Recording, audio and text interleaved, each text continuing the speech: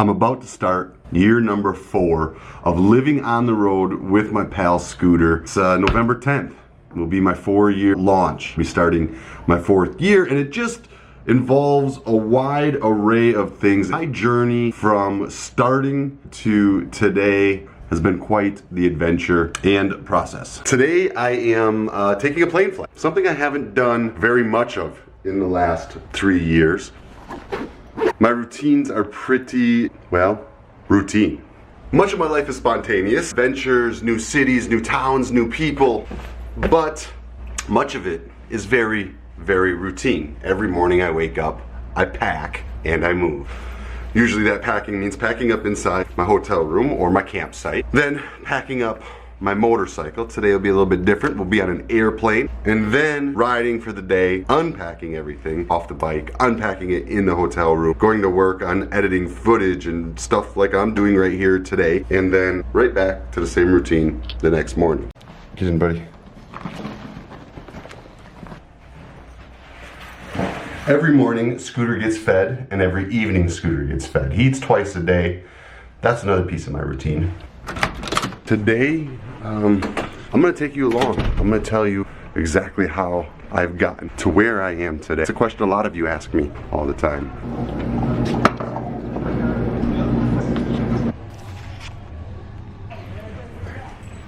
Let me start with eating. I've been getting better.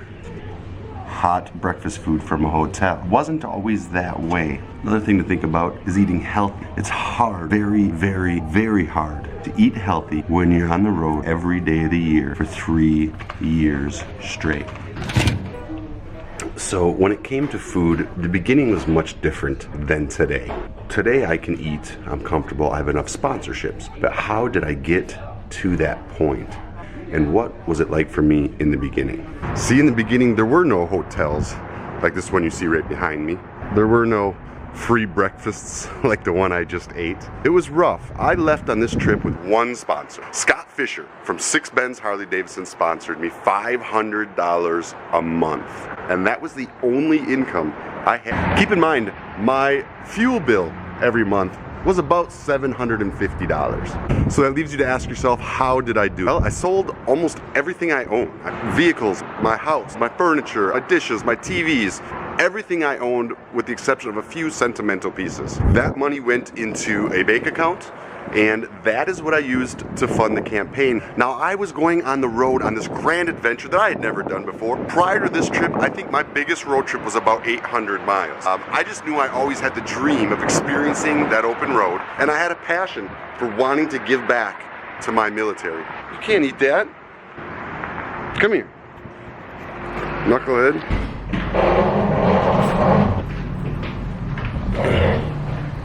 So that was a struggle in itself. I was leaving on this trip, at least what I thought would be 1 year, with absolutely no idea on what it was going to take to accomplish the goal. I knew a couple things. One, I wanted to do it for charity. I wanted to make a difference, and I wanted to give all that money to a good cause that had something to do with our military. I regretted never serving in the military. And I knew that nobody in the history of Harley-Davidson had ever ridden to every dealership in the country. So I said, that could be my mission. Well, after I made the decision, and I wrote a book on this, it's called Inside My Helmet, and it goes through more of the intimacies of what we're talking about today. But after I made that decision, I spent about 3.5 months, and I had gotten rid of everything.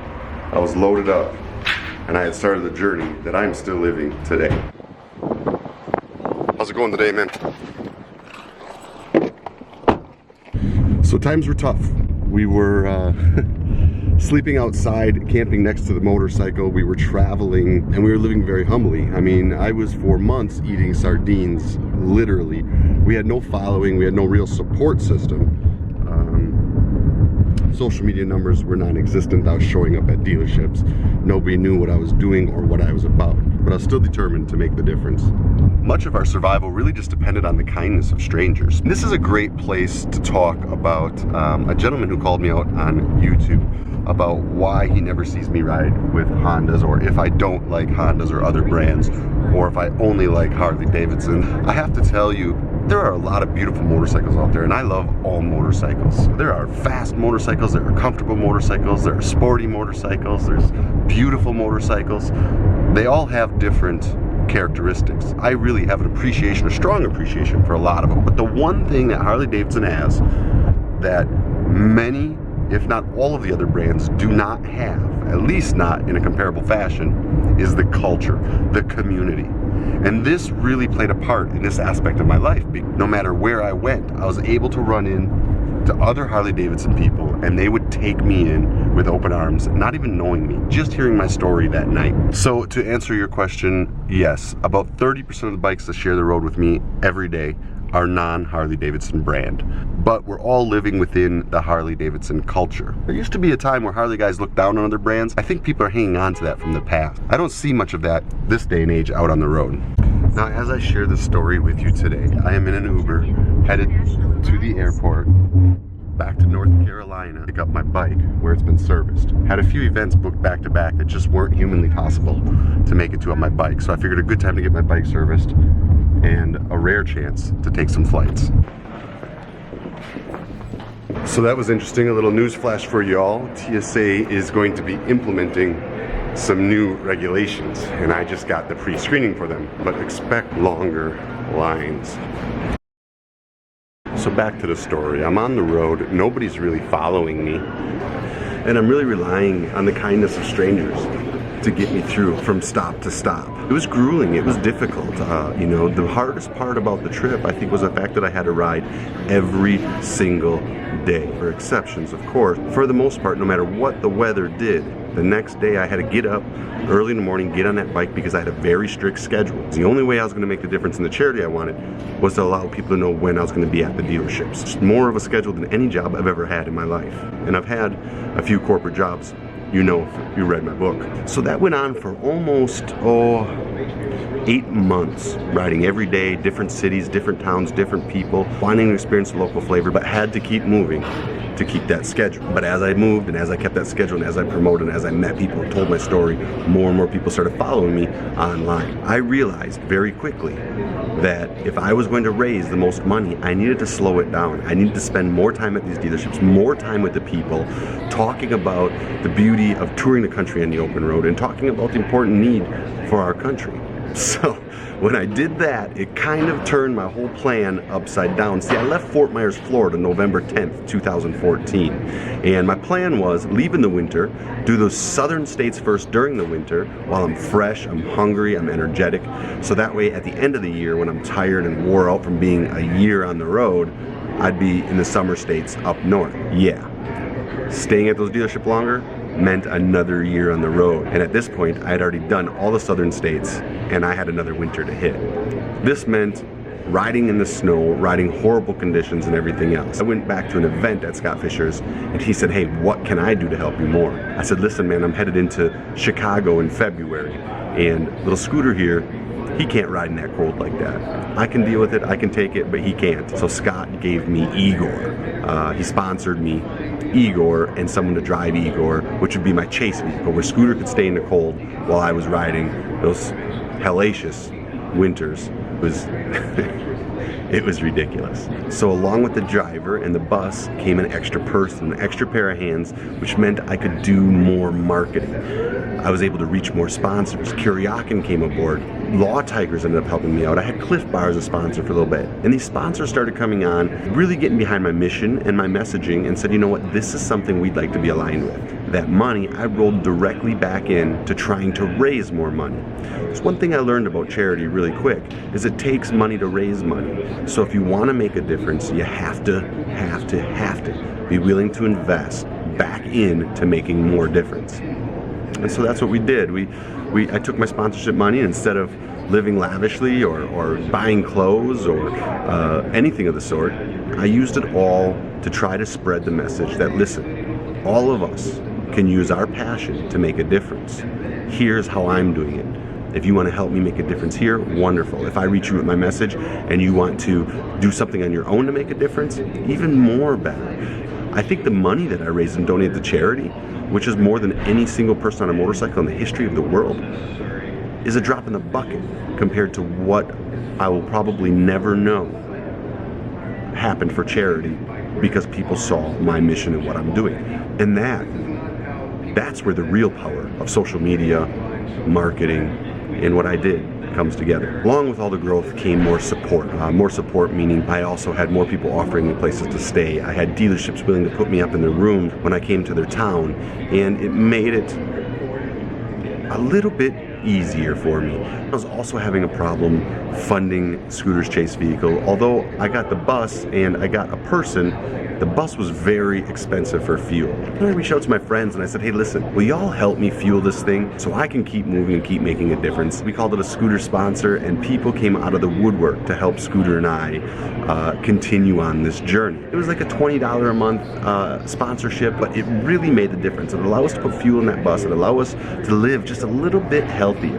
Then the unthinkable happened. A lady was texting and driving, came over the yellow line into oncoming traffic, and she hit me head on. I got life flighted. Scooter was on the bike, but luckily he was in his Kuryakyn Pet Palace, which is a carrier designed for carrying dogs, and it kept him completely safe. He had 0 injuries. I got life flighted to Pittsburgh.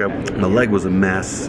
They wanted to amputate it. They ended up saving it. It was a really bad time. And not only was I down now physically and injured, and not only was I now taken away from my mission and my goal, something I had at this point poured a year and a half every day of my life. No going home to any bed, no cooking any home-cooked meals, none of it. On the road, many nights in the dirt, you know, just being tired and seeing the light at the end of the tunnel. I had 100 dealerships to go, and boom, all of it taken from me. I really had to look at my attitude and what I was going to do, because on top of all of that, I also now wasn't making a difference for charity, which is what had kept me so positive and motivated and driven.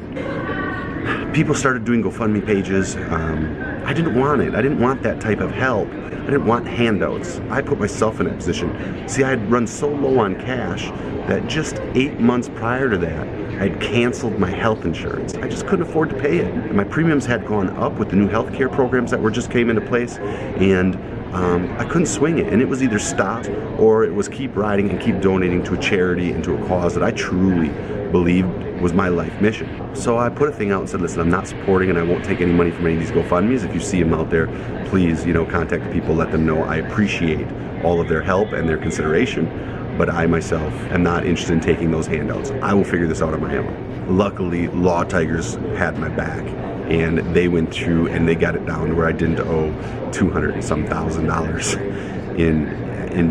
in debt. I would have had $200,000, but I couldn't walk. Sure enough, couldn't ride, and I needed to make a difference. So I started a GoFundMe page, but with a little trick. I didn't tell people in the title. I just said, okay, I'm doing a GoFundMe. And then when you clicked in and you went to the video, I said, but the GoFundMe isn't for me. We're gonna raise money. Since I can't ride, I can still use my hands. We're gonna build a bike. We're gonna fund it, and we're gonna build it, and we're gonna give it free to a veteran. And that veteran ended up being a Purple Heart recipient. So if you go on my videos, you can search Infidel Bike, and you can follow the whole process of building it. We've videotaped the whole thing. And I felt like I was still doing something good. I felt like I still had some value.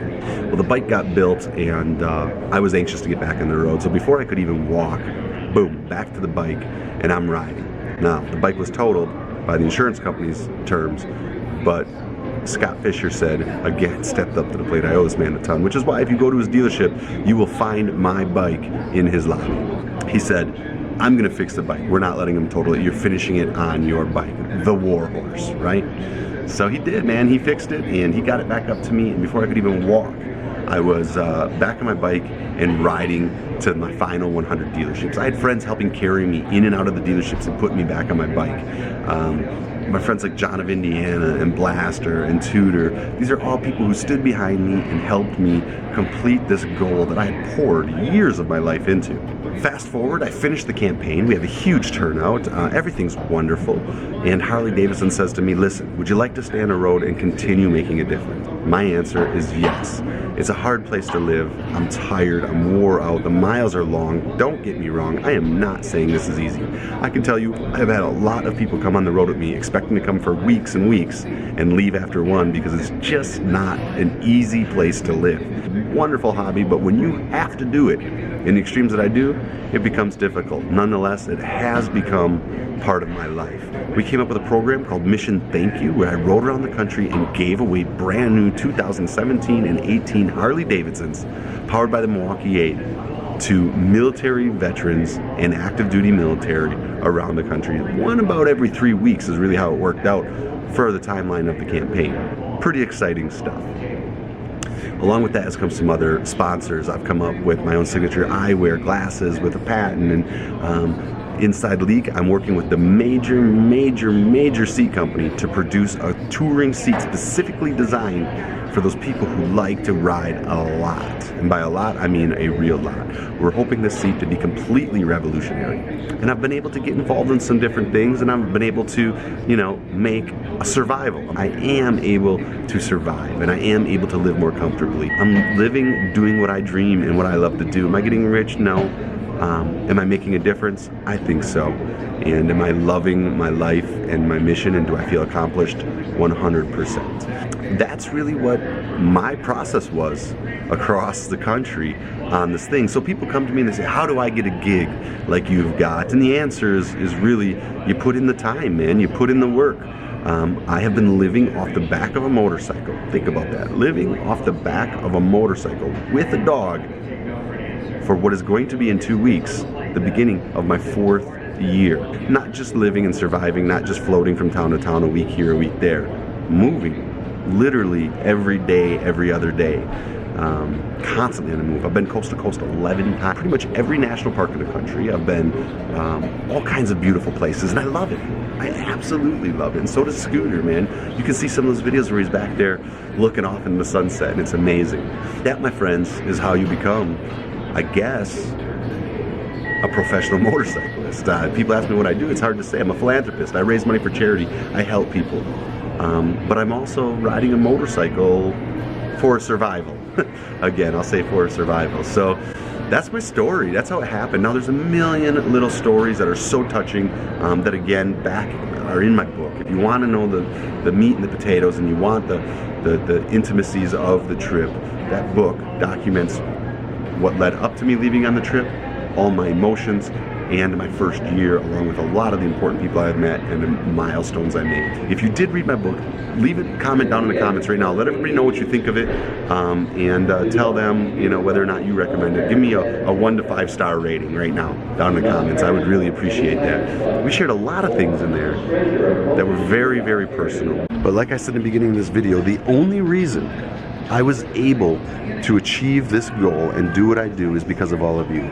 So I felt you all had the right to know the truth and the details, no matter how difficult they were for me to tell. So you might ask yourself, what does the future look like for Adam and little Scooter? Well, I'm just leaving Milwaukee now with meetings with corporate Harley-Davidson, and I don't have any updates for you. I don't have any inside news for you. I can tell you this.